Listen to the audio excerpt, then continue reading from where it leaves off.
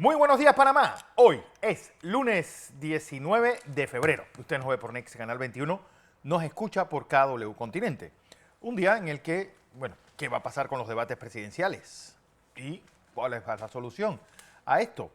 Un día también en el que vecinos de Azuero van a protestar hoy contra el IDAN, por cierto, que hoy debe iniciar la audiencia de los llamados Panama Papers. En el mundo, Sergei Lavrov llegó a La Habana, irá a Venezuela, bueno, a Cuba, Venezuela y a Brasil. Un día también en el que pues, el Partido Popular arrasa en las elecciones gallegas. Y, bueno, ¿qué pasó con el opositor a Vladimir Putin? No solamente eliminado políticamente, sino físicamente. Don José. Buenos días, don Fernando. Buenos días. Buenos días a toda nuestra audiencia que nos sigue en KW Continente Radio y en Canal 21 Next TP. Hoy, lunes 19 de febrero. Mire cómo avanza el tiempo. Sí. Inexorable. Preste la atención a muchas cosas que están ocurriendo que tienen relación estrecha con Panamá y que obviamente van a tener un nivel determinado de influencia en lo que está ocurriendo en nuestro país desde el punto de vista político. Hay gente que a estas alturas, Fernando, está en una forma tajante, diciendo, por ejemplo, los debates no influyen en las decisiones políticas electorales, porque en el pasado no así y no hay razón para pensar que en el presente se hace. Bien, a ellos les digo lo siguiente. ¿Ustedes alguna vez habían visto una situación coyuntural en Panamá como la que estamos viviendo en este momento? ¿La han visto? ¿O habían visto que simultánea a lo que está ocurriendo en Panamá tuviéramos una región latinoamericana tan convulsa? ¿O una región o un mundo tan convulso y tan pequeño desde el punto de vista de la incapacidad de estar informado o desinformado, como usted quiera? Depende de lo que usted lea. Entonces quiere decir que es posible que pase lo que usted no se imagina. Lo que quiero decirle con es que no seamos deterministas. Seamos científicos cuando miramos las cosas, miremos todas las cosas que están ocurriendo. Por ejemplo, para saber lo que está pasando en una región, uno tiene que ver qué está pasando con la gente, qué está pasando con las estructuras. Aquí en Panamá, por ejemplo, observe lo siguiente. Hay algunas decisiones que se tomaron, las vamos a hablar ahora. Una de ellas es la decisión del Tribunal Electoral de suspender los debates para el miércoles. Bueno, de posponer más bien es lo que... Lo han suspendido para ponerlo otro día. Otro día, pero no es este viernes, no es este miércoles. La mayoría de la gente estaba preparada para esto. ¿Qué quería ver la gente en ese debate? Que no lo veía. Es que la coyuntura actual es de tal naturaleza que el debate presenta la oportunidad de mirar el nivel de confianza que le merezcan a usted como elector los o las candidatas que se presenten en el corto tiempo que le den para contestar lo que le pidan que conteste. Eso es un concurso de popularidad, eso es una cosa que parece un curso de escuela. Sí. Entonces, creo que lo que debemos discutir nosotros es cómo hemos llegado a proliferar tantos candidatos. Y cómo hacemos un mecanismo para que tengamos una medición de quiénes son los que más opciones tienen. Lo que pasa es que cada cual, las mediciones que tenemos son tan disímiles que ninguna nos sirve para nada. Porque no puede ser que en una misma, con una metodología adecuada, una misma medición nos dé diferentes. Porque el grado el error muestral, lo que nos dice a nosotros que es de repetir yo con la misma metodología, la misma muestreo, yo obtendría los resultados con un margen de error del que señala la encuesta. Pero eso no es lo que está pasando. Tenemos un margen de error, Fernando, que van hasta el 100% entre encuestas. Entonces, hay que ser cuidadoso. Nada más fíjese las pinceladas que le vamos a dar de lo que está ocurriendo en el mundo. Voy a comenzar por esta gira del señor Lavrov, ministro de Relaciones Exteriores de la República Federal Rusa. Voy a comenzar con él por el impacto que tiene lo que pasó el viernes con Alexei Navalny. Murió en prisión a los 47 años. Él llega a La Habana. En La Habana lo que hay es un país quebrado. Totalmente destruido. la mitad de los gastos del presupuesto de Cuba no tienen financiamiento. Es decir, están ahí porque están. Y entonces lo que están es escogiendo un poquito de aquí, un poquito de allá, para tapar este hueco de luz eléctrica, de leche, de lo que sea.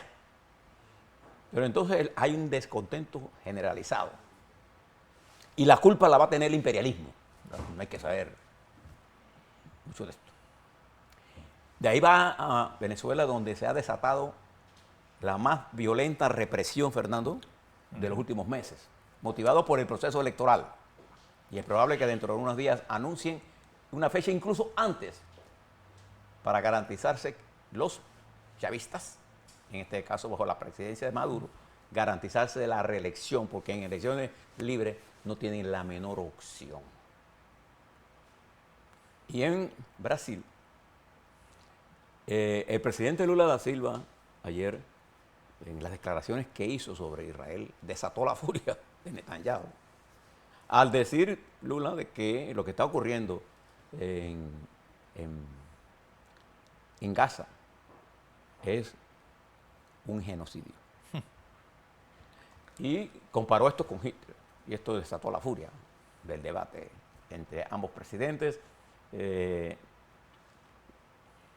Y por otro lado, esta es la gira de Lauro, pero en otro lado, por ahí cerquita, en Colombia, el presidente Petro anuncia en un tuit, porque le encanta tuitear, ¿eh? En vez de gobernar, sí, se la pasa tuiteando y leyendo, y contestándole a todo el mundo menos al pueblo. Dice Petro que él está por elecciones democráticas y libres en Venezuela, pero que la culpa que no haya es de los Estados Unidos y del presidente Iván Duque. Vaya usted a saber cuál es la culpa de todo, con los niveles de represión que está desarrollando el régimen. Porque antes de Chávez no tenía nada que detuviera la inmensa riqueza que recibió y cómo la despilfarró. Miles de millones de dólares. ¿Qué hacían? Financiaba a Cuba, a Ortega. Lo financiaba con el petróleo.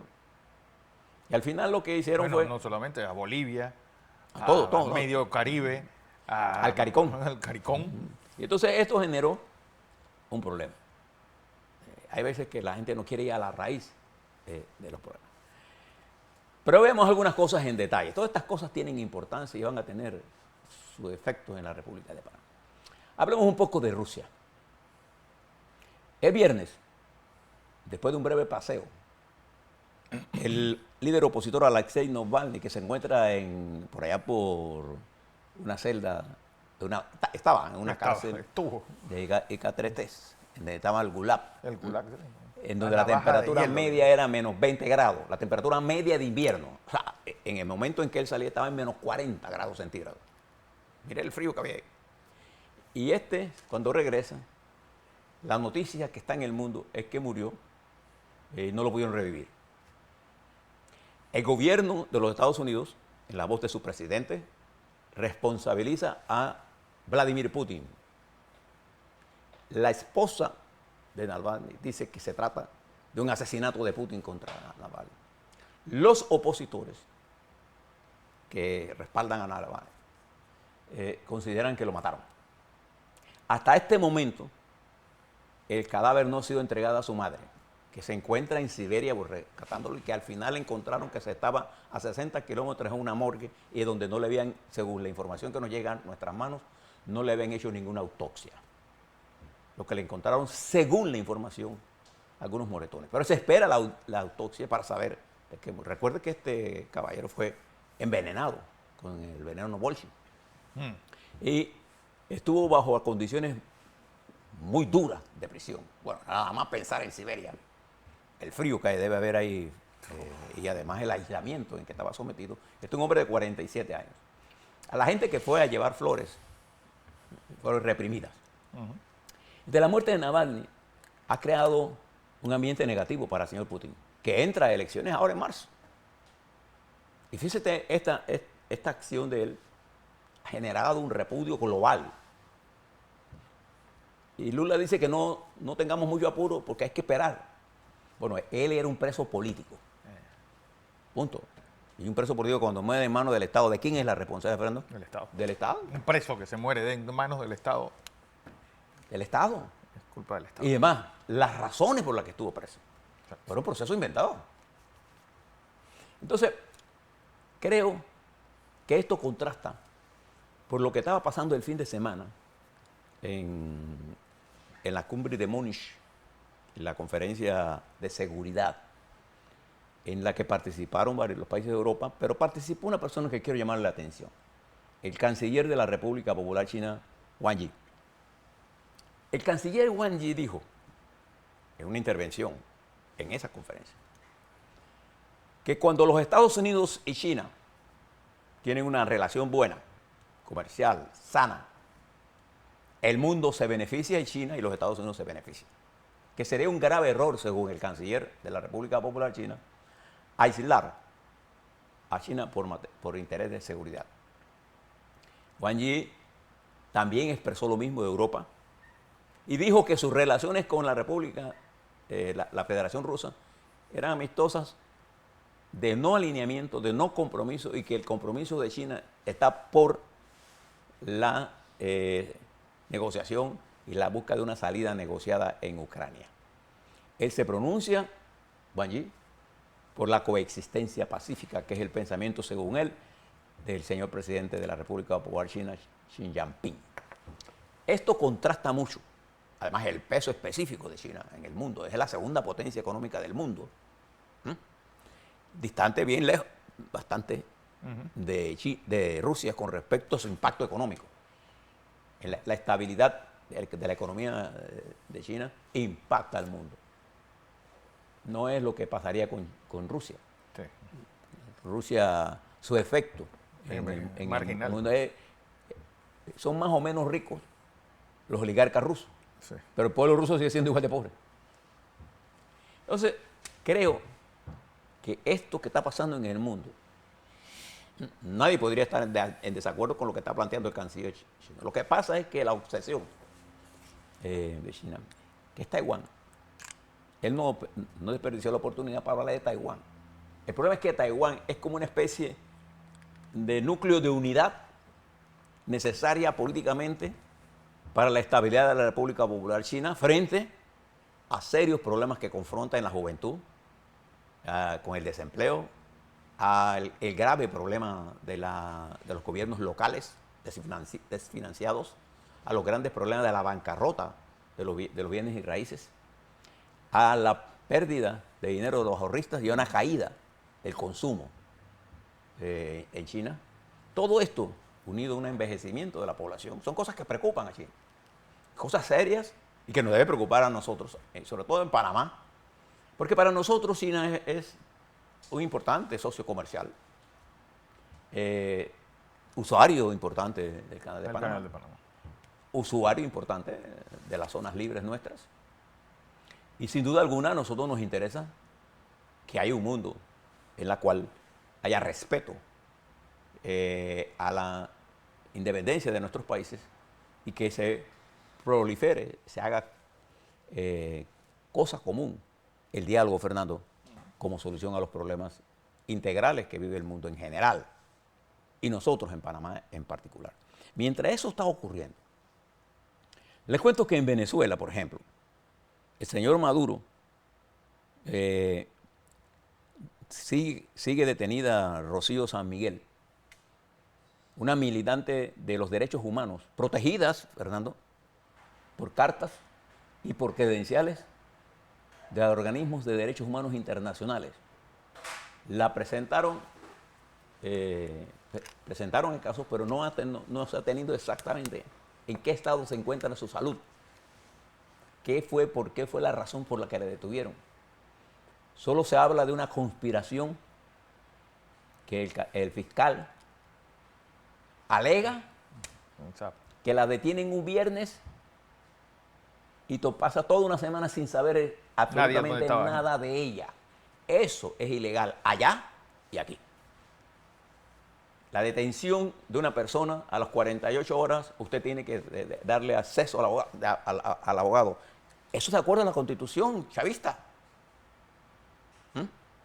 Pero eso han pasado, pero no solamente a ella.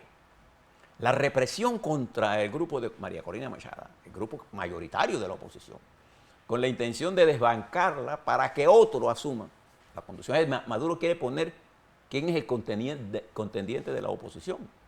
Ese es el momento en que está llegando el canciller ruso a Venezuela, en un momento en que la Unión Europea, las organizaciones de derechos humanos, los Estados Unidos, incluso ha cambiado al dirigente norteamericano responsable de las relaciones con América Latina.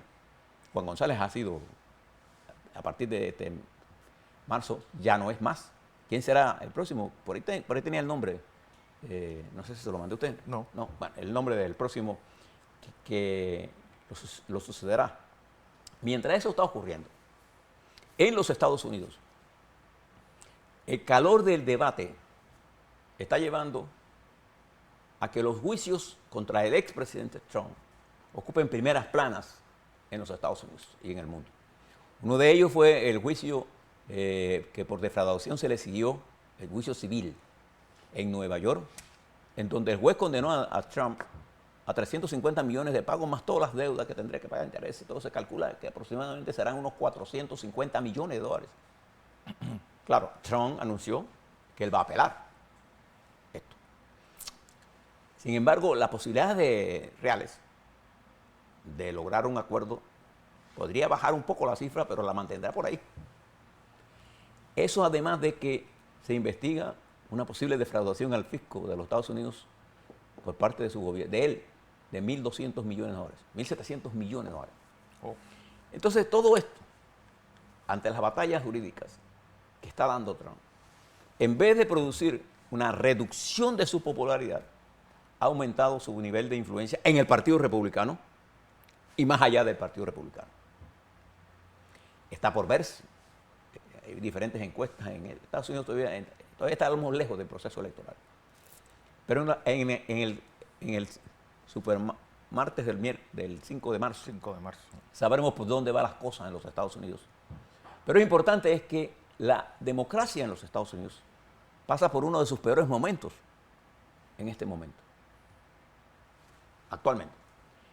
Y ello tiene una gran influencia porque no hay la menor duda que los Estados Unidos, junto a la República Popular China, juegan un papel importante en la estabilización del mundo. En la estabilización del mundo, igual que Europa. Y no cuento a Putin, porque Putin se ha alejado de Europa, de los Estados Unidos, y se intenta comerciar con China y con la India, que lo usa como trampolín para meter petróleo a los Estados Unidos. Pero todas esas cosas tienen una influencia relativa en el nuevo orden que se está armando. Orden que se ve amenazado por el resurgimiento de una posible y potencial guerra regional en el Mediano Oriente que afectaría sustancialmente las actividades, que la está afectando ya, del canal de Suez. De una forma diferente, nuestro canal, el canal de Panamá, se ve afectado por un problema de agua, no de seguridad. Bueno, al final queda un problema de seguridad, sí. Pero sigue siendo los dos canales artificiales importantes, pueden convertirse en un escollo para la cadena mundial de transporte. Ya lo está haciendo. Ya lo es en términos de costo. Pero si usted le suma a esto lo que está pasando en la República de Haití, en donde todos los informes que tenemos nosotros, por la cantidad de muertos, asesinados en las calles, por las bandas y el pueblo contra las bandas, la desconfianza en el gobierno de Henry, del primer ministro, ese es un gobierno que no gobierna. Ese es un pueblo que ya el nivel de sufrimiento ha llegado a su límite. Nosotros estamos preguntando qué está pasando en Gaza. Yo me estoy preguntando qué está pasando en Haití, en donde los haitianos comen tierra. Sí. Tierra. No lo estoy exagerando. Y no le queda más remedio que tirarse al mar. Y la migración, tanto en Haití como en Cuba. Por ejemplo, en Cuba, en los últimos 2 años, más de 500,000 de cubanos jóvenes han salido de Cuba. ¿Huyéndole a qué? A la falta de desarrollo, a la falta de oportunidades. Entonces, todas las reformas que plantearon ahí no funcionó porque estaban mal concebidas. No puede funcionar la economía, Fernando, donde no haya libertad. Entonces, si usted le suma a lo de Haití, si usted le suma a la situación que se está en Argentina, en la que el presidente Milei, con la necesidad de hacer reformas estructurales, porque la haga él o la haga otro, Argentina, Fernando, necesita de reformas estructurales. No puede seguir viviendo de la impresión de moneda en forma artificial, porque esto es lo que se llama la repartición de riquezas, de ingresos y de pobreza sin generar riquezas. Y si tú no generas riquezas, ¿qué es lo que está provocando? Endeudamiento y estás aumentando la inflación. En realidad, la inflación real es la que está ocurriendo ahora. Fíjese qué cosa más curiosa. Milei de estos 2 meses ha logrado un superávit federal, pero no resuelve los problemas estructurales de los trabajadores, que incluso están llamando a un cierre para abril o para mayo o para marzo.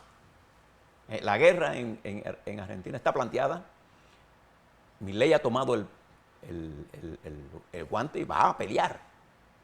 De igual forma, si usted ve lo que está pasando en Ecuador, en un gobierno de centro derecha, como el de el expresidente Lasso, fue incapaz de incluso llegar a acuerdos mínimos para impulsar el país, con el boicot permanente de la organización política de Correa, que no se encuentra en Ecuador, pero que tiene capacidad de influir en esto. Logró que Ecuador, Fernando, estuviera en la situación más compleja de su vida. No hay ingresos para pagar las deudas, ni para pagar la planilla. No hay ingresos, el deterioro de los servicios. Y al ser una economía dolarizada, el problema es que tampoco puedes imprimir. Lo que pasó fue al revés. Los carteles internacionales del crimen organizado se aprovecharon de la dolarización de Ecuador para montar sus negocios desde allí y poder hacer más lavado de dinero. Corrompieron la policía y los militares, al punto que este gobierno, que nada más tiene 1 año y medio, y ya lleva 2 meses, ha tenido que entrar a golpear con dureza y con fuerza, pero todo eso cuesta. Las bombas que se gastan, las bombas lacrimógenas, la cantidad de gasolina que se gasta. No, la desesperanza de la gente. Pero además de eso, no está resolviendo el problema estructural. Necesita ingresos y el Congreso se lo negó. Entonces, si usted mira eso, mira el potencial, por ejemplo, de un Brasil, en la que Lula intenta jugar un equilibrio, pero en el equilibrio tiene el peligro de que él entiende que defender a Maduro es un deber revolucionario. Mujica, por ejemplo, ya catalogó el régimen de un régimen autoritario. ¿Quién puede decir que hay una revolución? No, hay una carta en contra del compañero Mujica por haberle dicho eso al señor de parte de la Asamblea de Venezuela. Y usted ve lo que está pasando en nuestro amigo de Costa Rica.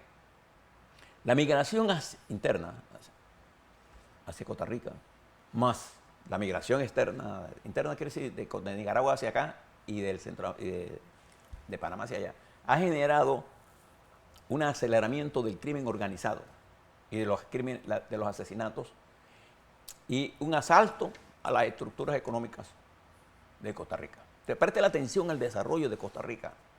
No lo generalicemos tan simple. Es mucho más complejo lo que está ocurriendo en el hermano país. Y cuando usted ve Colombia con un Petro más interesado en tomar un avión y irse de Colombia que en gestionar el gobierno, llamando a la necesidad de movilizaciones y que está más preocupado por quién va a ser el próximo fiscal electoral, que en vez de resolver el problema de la educación, de la economía, del desempleo, de la migración, de atacar con firmeza el crimen organizado, está negociando con los mismos terroristas que están produciendo drogas. Toda esa situación afecta a la región en una forma importante. Y además América Latina se ha convertido en el teatro de la guerra de las grandes potencias. No nos engañemos en eso.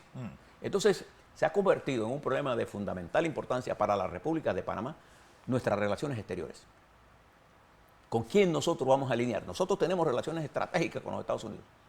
Nadie la puede negar. Entonces, ¿cómo manejar todo esto?